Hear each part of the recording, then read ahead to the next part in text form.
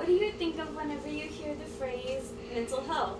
While mental health refers to how you act, think, and behave, some people think that you're absolutely crazy if you mention that you have a mental illness, but we know that's not the case. In fact, 1 in 5 American adults are diagnosed with some sort of mental disorder. So it's very common in today's society. In fact, I am going to shed light on 5 mental health disorders that I think everybody should know about. The first one is anxiety disorder. While you might feel scared and nervous during times of the day, it's only abnormal if you have anxiety that does not go away. Anxiety causes you to have difficulty concentrating. It can cause feelings of panic. It can cause sleep problems because you're up all night worrying about not something that doesn't even exist. It can cause panic attacks, which makes you feel like you can't breathe at all. It makes you feel like you're having a heart attack. You have a feeling of doom, like you're probably gonna die. Different types of anxiety disorders are generalized anxiety disorder, panic disorder, and phobia-related disorders. A phobia-related disorder is an irrational fear towards certain objects or certain situations.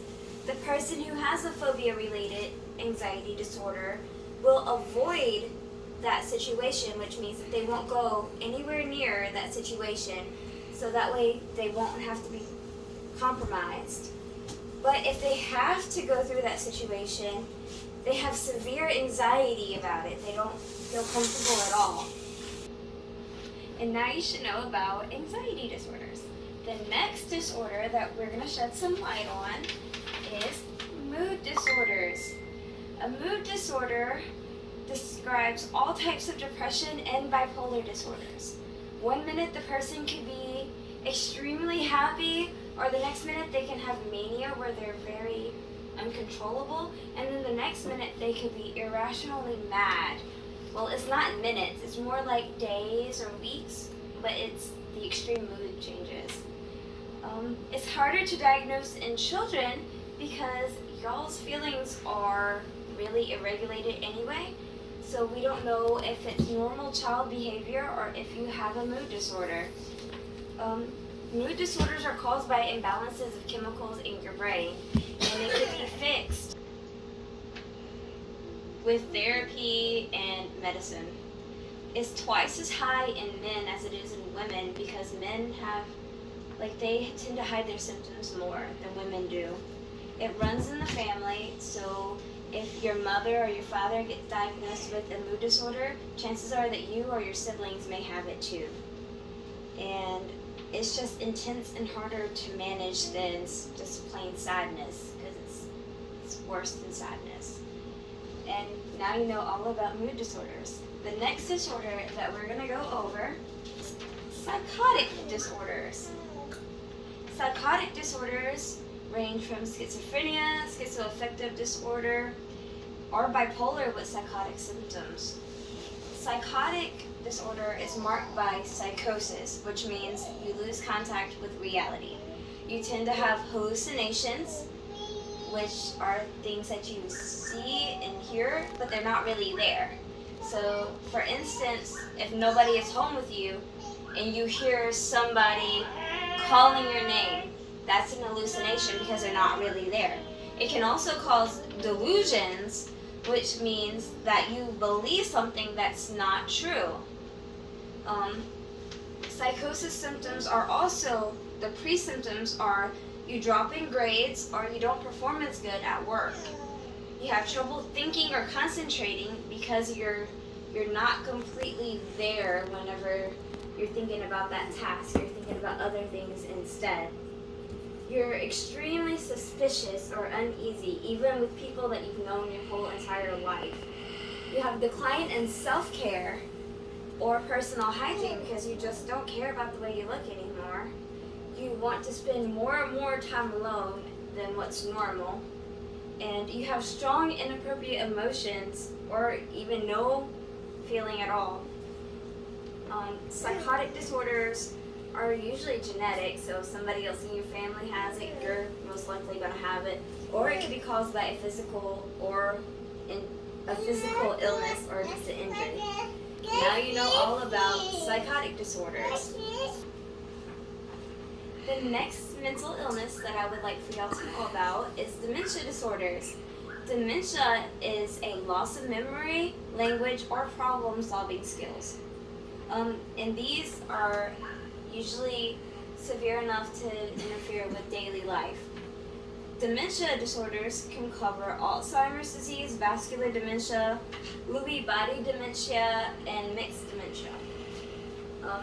Dementia is also abnormal brain changes, and it affects your cognitive skills. Vascular dementia is microscopic bleeding and blood vessel blockage in your brain. It's usually irreversible.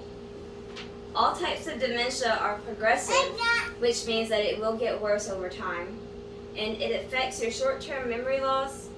You can't usually keep track of things. You have trouble paying your bills because you can't remember to pay them on time.